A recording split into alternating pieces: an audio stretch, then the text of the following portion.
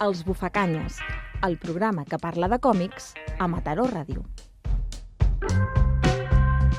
Molt bon dia, Bufacanyes! Bon dia, Pedro Vicente Robles. Bon dia, Víctor Calderón Dragonítez! Avui tenim un programa molt especial, que recuperarem una xerrada que vam tenir al Saló del Còmic, al Còmic Barcelona d'aquest any. Exacte, amb el Ciruelo. I per què tenim el Ciruelo avui? Sí, hem fet coincidir aquesta xerrada perquè celebrem el Sant Jordi i el Ciruelo Cabral és un gran il·lustrador de l'art fantàstic i dels dracs, no? O sigui, experto en la matèria de dracs, o sigui, doctor honoris causa de dracs, o sigui, que el teníem que tenir avui. Doncs sí, gaudiu molt aquesta xerrada i al Sant Jordi regaleu molts còmics i moltes roses.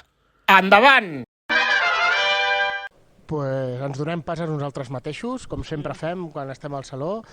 Víctor, amb qui estem avui? Estàs amb un ídol teu, podríem dir, no? Sí, bueno, és un ídol de la gent que li agrada la fantasía. Estamos con Ciruelo. Hola, ¿qué tal? ¿Qué tal, chicos? Encantado. Gracias por atendernos, porque este año tienes un stand en el salón y estás rodeado de otros grandes artistas y de tus propias obras fantásticas, ¿no?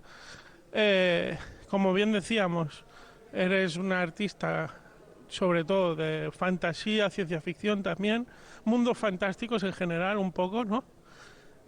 Ahora hablaremos un poco también de algunas de tus obras que podemos encontrar en las librerías, pero quería preguntarte un poco de dónde nació esta pasión tuya por la fantasía, ¿no? Un poco, supongo que de pequeño, ¿cómo entraste también en este mundo, ¿no? Sí, bueno, de siempre diría. Desde muy pequeño todo lo que son los mundos fantásticos, mitología y leyendas y todas las películas que podía ver de fantasía era lo que realmente me apasionaba. No tuve que tomar ninguna elección nunca, no tuve que tomar ninguna decisión ni siquiera para ser profesional del arte fantástico, porque era lo que venía a ser muy dirigido.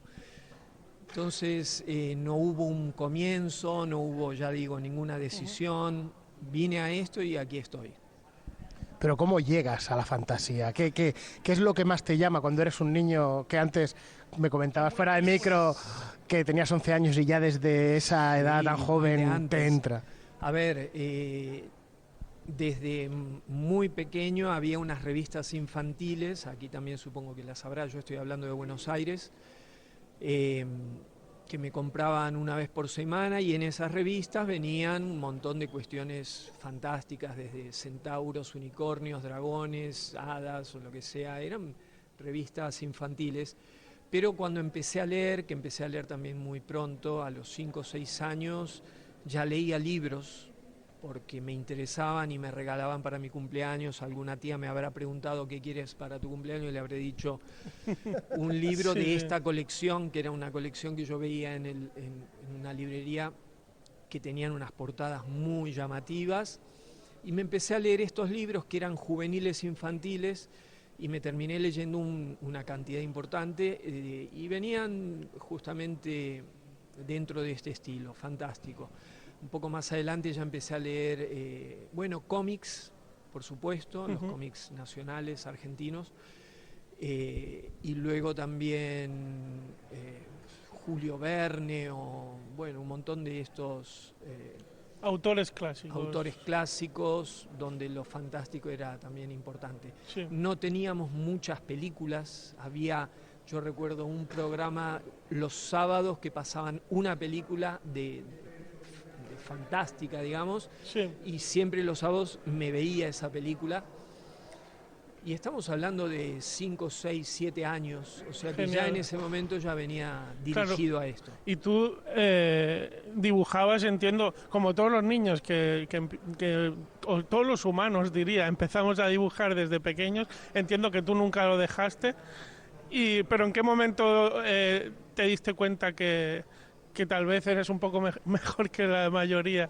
¿O fue a base de estudiar mucho No. o ya desde pequeño te decían, tienes Sí. un don?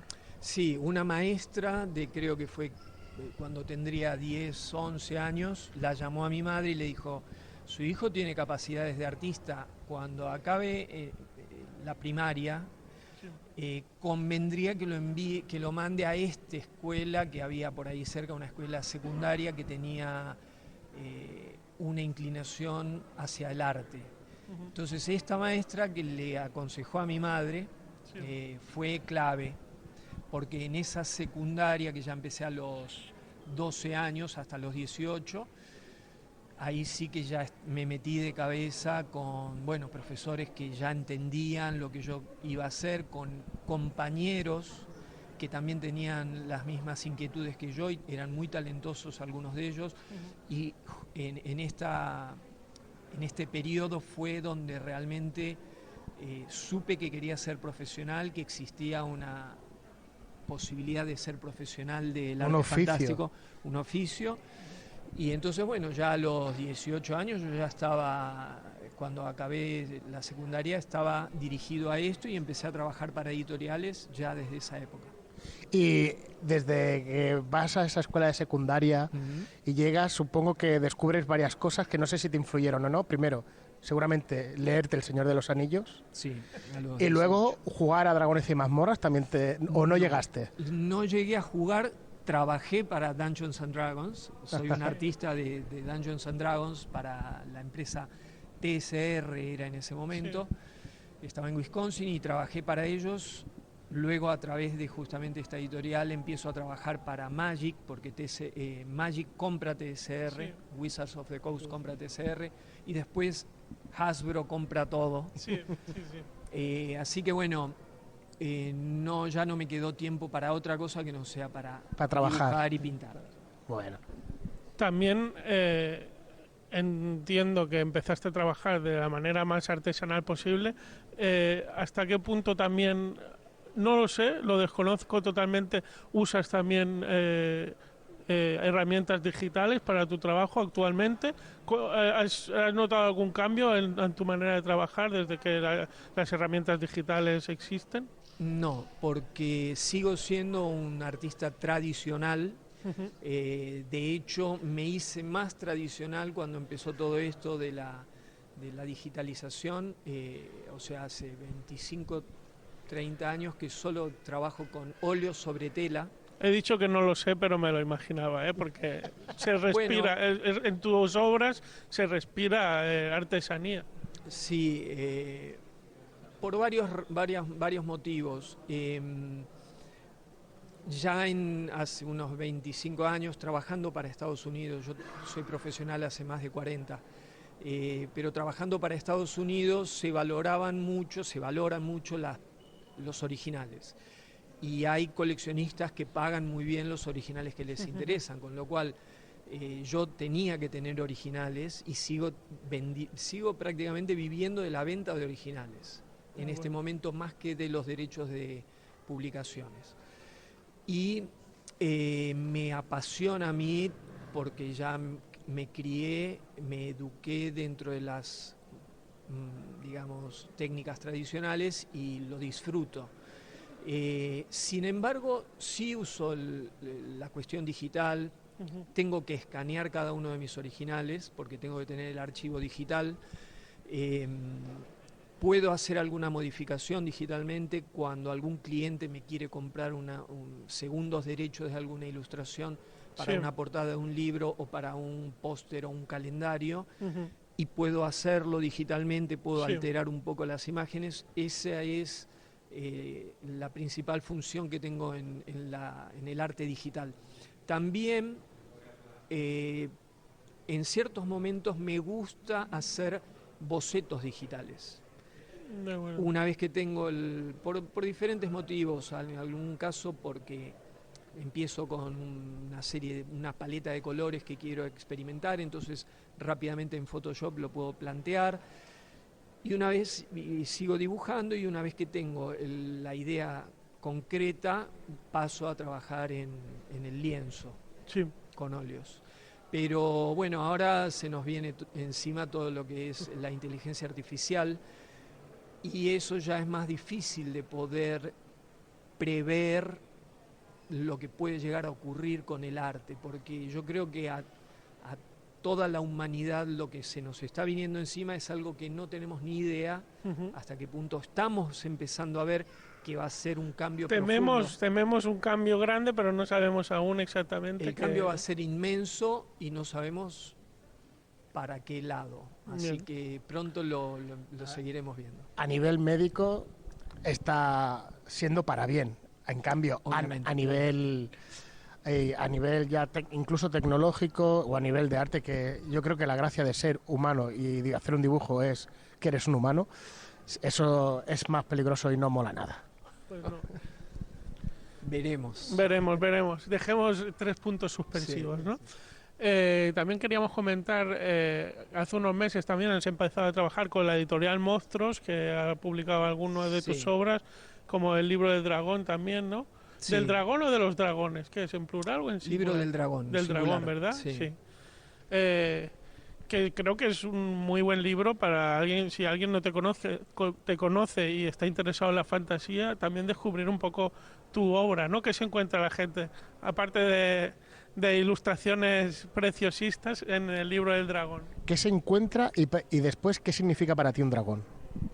Uy, Bueno. esa es buena, ¿eh? Sí, vamos a empezar con la primera, que es, bueno, el libro del dragón lo ilustré y trabajé en el texto en principio en el año 89 con la editorial Timun Mas de Barcelona, y sacamos una primera edición en España. Luego yo lo vendí, ese libro, en Inglaterra, a Paper Tiger, que era otra editorial que me estaba publicando, y a través de Paper Tiger ese libro se hizo famoso en todo el mundo y me hizo famoso a mí en todo el mundo, y a partir de ese libro me empezaron a llamar editoriales de Estados Unidos principalmente y del resto del mundo.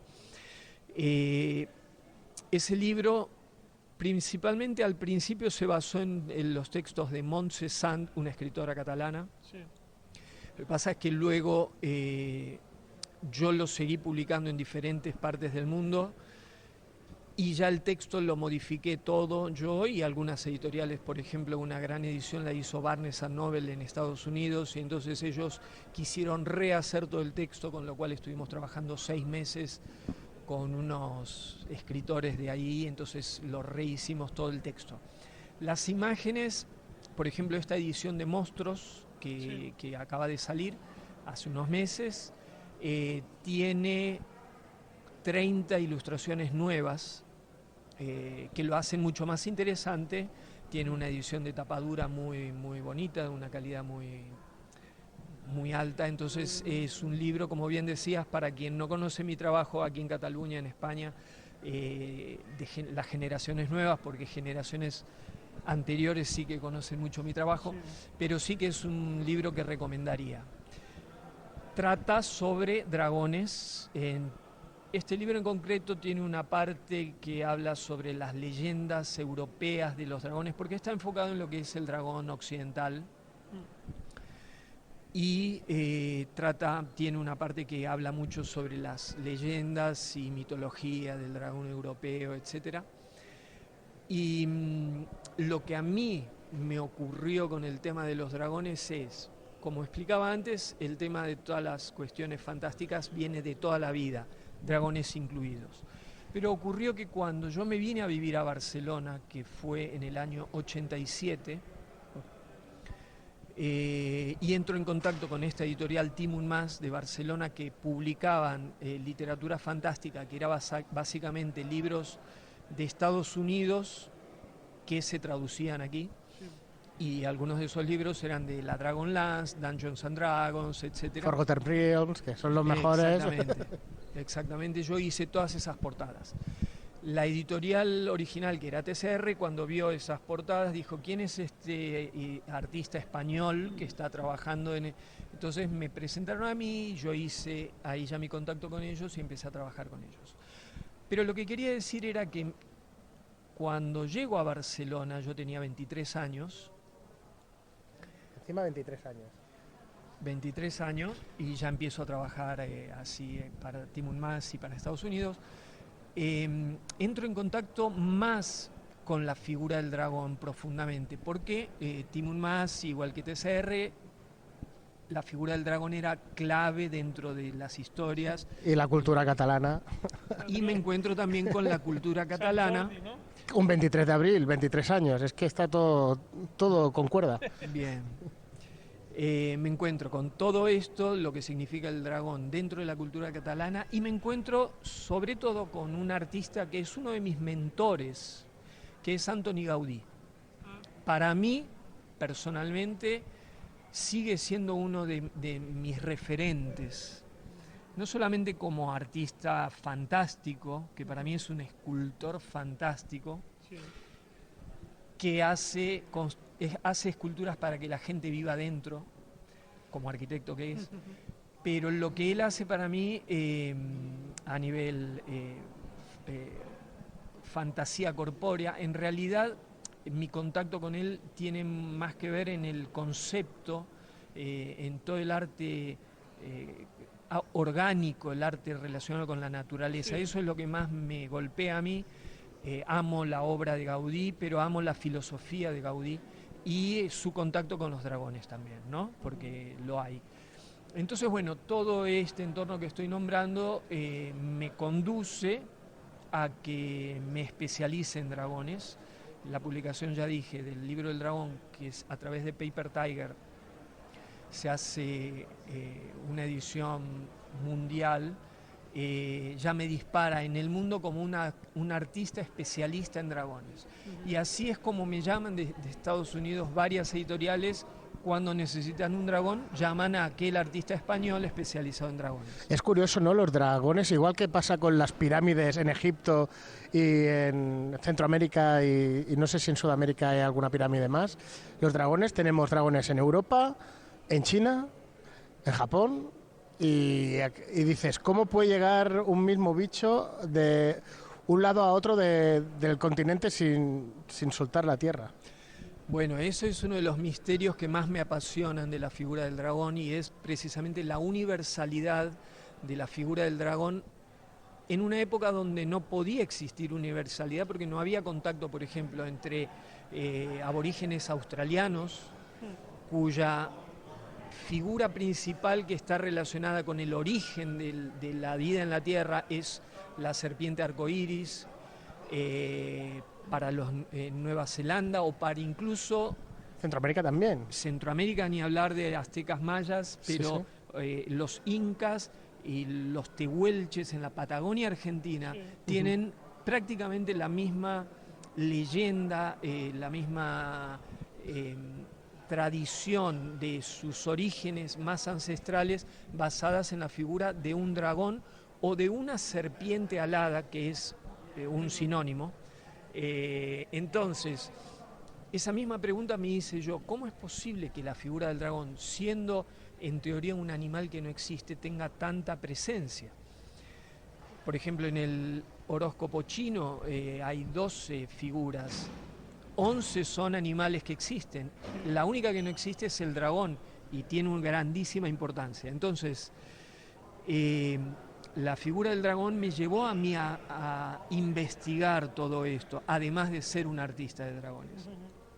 Por eso también en este momento en Estados Unidos, en Alemania o en Francia o en Italia, cuando me invitan a convenciones, a ferias, me piden que dé conferencias, que dé alguna charla sobre dragones.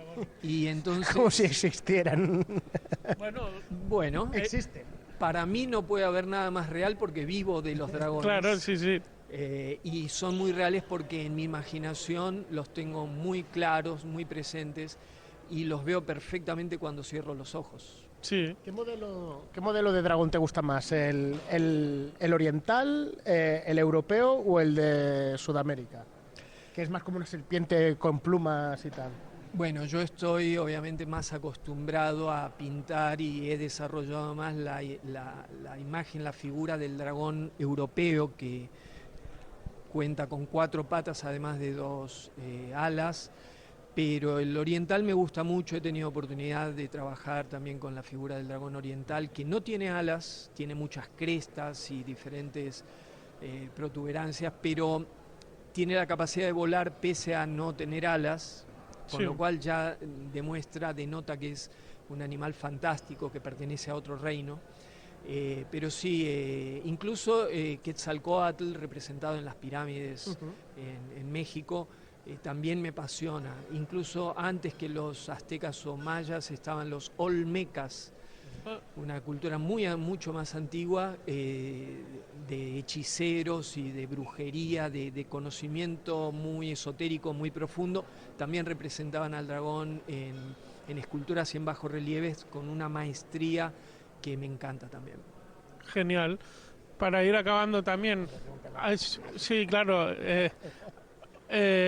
tus dragones y tus ilustraciones se han reproducido de muchas maneras, en muchos libros, como bien decías, también portadas de discos muy interesantes has hecho con Steve Vai, ni más ni menos, pero te queríamos preguntar, porque como somos jugadores del juego de cartas Magic, y eres ilustrador de varias cartas, y te queríamos preguntar un poco, porque también el formato de una carta de un juego es un formato pequeño también, y tus ilustraciones son muy impactantes y supongo que las dibujas a tamaño grande. ¿Cómo también te planteas trabajar en una medida tan pequeña como una carta, no? Bueno, mi contacto con Magic, un poco lo comentaba antes, que yo trabajaba para TSR, que era Dungeons and Dragons.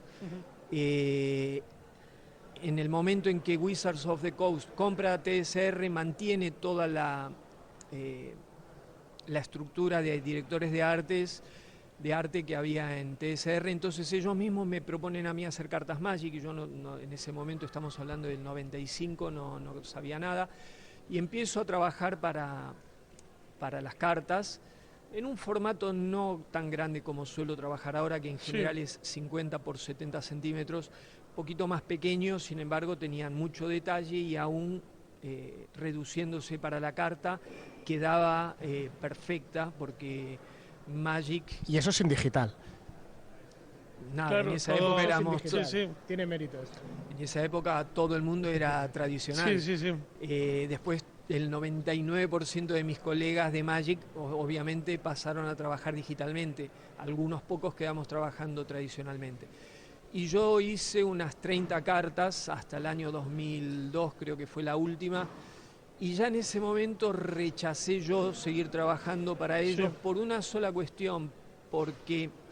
yo conocía muy bien a los directores de arte con los que trabajaba, ya digo porque los conocí hace muchos años, pero ellos desarrollaban las imágenes hasta un nivel que prácticamente te daban la ilustración ya hecha. Claro, era como un guión muy concreto de lo que tenías que dibujar. Sí, te daban un boceto color perfectamente trabajado. Vale. Y quedaba muy poco margen para la creatividad. Y yo en ese momento ya estaba... decidido a ser 100% libre en el trabajo que yo quería hacer. Sí. De hecho, dejé de ser ilustrador para pasar a ser artista. La diferencia entre ilustrador y artista básicamente está en la creatividad 100% de lo que yo hago como artista ahora. Que no es un proceso tan industrial, a lo mejor. Básicamente que no estoy trabajando en función de la idea de otros, sino que estoy trabajando con mis propias ideas y pinto exactamente lo que quiero. Lo que hago ahora es, una vez que están las imágenes terminadas y viene algún editor y dice necesito una portada de un libro, le digo mira, tengo estas portadas, estas ilustraciones, si te sirve alguna, me la compras. Claro. O sea, he invertido el trabajo de ilustrador profesional a ser más artista. Entonces, por ese mismo motivo dejé de trabajar para Magic en el año 2002. En esa época yo ya había empezado, durante los 90, desde el 95 hasta el 2002, 2003, yo fui un artista Magic que me llevaban a diferentes torneos y convenciones y ferias, como artista invitado a firmar. Pero realmente hubo una explosión con Magic un poco después, 2008, tal vez 2009, que yo me empecé a encontrar con que aunque ya no era artista Magic, o sea, ya había dejado de trabajar, sin embargo, tenía mucha repercusión y me compraban muchas cartas y venía gente y me empezaba a pedir encargos sobre Magic, artist proofs, etcétera, un montón de cosas que a los artistas Magic, la empresa Magic nos daba. y el boom sigue hasta el día de hoy, con lo cual me estoy planteando volver a trabajar en alguna que Pues otra sí. carta para Magic. Me encantaría. Sería genial, la verdad. Y ahora que ha salido Tarkir, Tormenta de Dragones. Sí, Justo acaba de salir una me lo colección de dijeron, dragones ahora. Me lo dijeron, Sí, sí. llegué tarde para eso. Bueno, pero por tu arte, bueno, tanto Magic como Dungeons and Dragons, cualquier cosa que pueda hacer Wizard of the Coast, está claro también que hay un montón de artistas jóvenes que han bebido de tu trabajo previo y supongo que eso también debes notarlo y debes verlo. Y si no, pues nosotros te lo recordamos. Que, Gracias. que sí. Ha sido un placer hablar contigo. Bueno, chicos. Aquí en el Salón del Cómic. Os recordamos que podéis encontrar... Bueno, el año pasado también estuviste, no sé si sueles estar cada año. Sí, a ver, yo estoy Sí. en el Salón del Cómic desde el año 91, tal vez. Sí. Cuando se hacía en la Estación de Francia, sí, por sí, ejemplo, sí. yo ahí tenía un stand grande y todo eso. Sí. Realmente el Salón del Cómic, que en los 80 y los 90 tuvo realmente una importancia internacional muy importante, Sí. muy grande. Yo estaba siempre presente, Ujú. pero en un momento empezó a decaer por la organización, etcétera. Entonces yo me reduje, Sí. porque bueno, es muy largo de explicar, Bueno, no por mi voluntad, sí. pero... Y ahora tengo una mesita en el Artist Alley Sí. y estoy presente prácticamente cada año.